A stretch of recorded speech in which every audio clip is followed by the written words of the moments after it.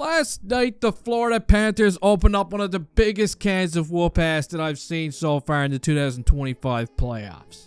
I'm talking goals, hits, psychological warfare that left old people like Perry yelling at the clouds. And in today's video, I'm going to break down everything that happened, and I'll tell you everything that went wrong for the Edmonton Oilers. Here we go. The puck is dropped. The Cats get on the board quick with Grandmaster Splinter opening the scoring just 56 seconds in. And if that wasn't concerning enough, look at the body language of Stuart Skinner. And look, I've watched The Exorcist way too many times in my life, okay? And this screams of demonic possession. It ain't good. He's got the same shit that Linda Blair had going on, and somehow he's got to try and battle through that shit in Game 3 of the Stanley Cup Final. Now, to the Oilers' credit, early on, they do try and get themselves back into this one. They're going to put a shit ton of shots towards Sergei Bobrovsky. They had multiple opportunities to tie it all up at one, including a couple of power play chances, but then they started taking penalties themselves. And yes, stupid penalties, like getting caught with 18 players on the ice. Evander Kane gets caught twice. He picks up a couple of minor penalties in that period. It's almost like he was trying to complete a side quest or something. Everybody and their dogs and cats knew that it was only a matter of time before the Panthers made him pay, and when Victor Arvidsson runs over Sergei Bobrovsky, it finally happens. Carter Verhaeghe fires a perfect piss missile. No chance for Stewie on that one, and when the first period comes to an end, the Panthers, they're up by a couple of goals. So now we're going to move on to the second period, which is brought to you by MirajTrading.com, which should be your one-stop online card shop. And the Oilers are going to start this period off with a bang. 89-year-old Corey Perry does get one on the power play, but before the Oilers could build any momentum at all, watch what happens just a couple of minutes later. Boom! Long John Dickweed here is dropped by an official. The Panthers get control of the puck. Sam Reinhart puts one past Stuart Skinner to make it a 3-1 game, and Oilers fans all over the world are collectively losing their minds. Obviously, that one's gonna sting.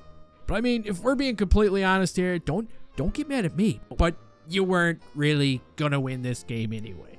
Because this game was a good old-fashioned ass kicking if I ever seen one. Look at this shift from Sam Bennett. It's his 14th goal of the playoffs. It's a beauty.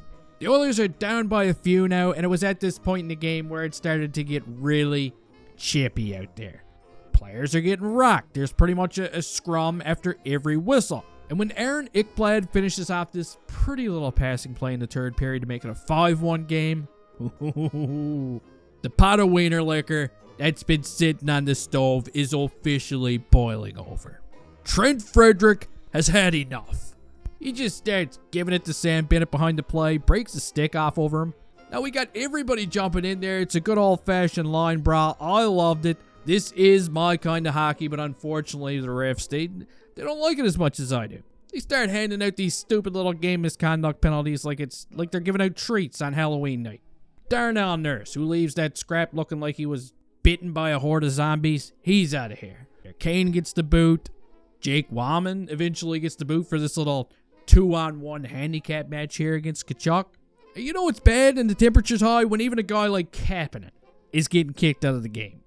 Ladies and gentlemen, the final score is going to be 6-1 in favor of the Florida Panthers. And this was a pure tombstone pile driver. They ran away with it on the scoreboard, and you got to admit, it's kind of crazy when you look at the kind of effect this Florida team has on your mental health after just a couple of games. I said it right from the beginning. They are built for the playoffs. They're slimy. They're greasy. And of course, adding a guy like Brad Marchand into the mix was pretty much a cherry on top for this team that was already a good playoff team. Panthers fans are definitely going to be walking around with a little bit of extra swagger this morning. But listen, Oilers fans, I personally wouldn't panic just yet. I mean, last year it didn't even look like you were going to win a game at one point, and you managed to bring it to 7. There is a lot of hockey left to be played, but you can let me know your thoughts down in the comment section. Please don't forget to slap that like button right across the cheeks before you leave here. And hey, well, see you next time.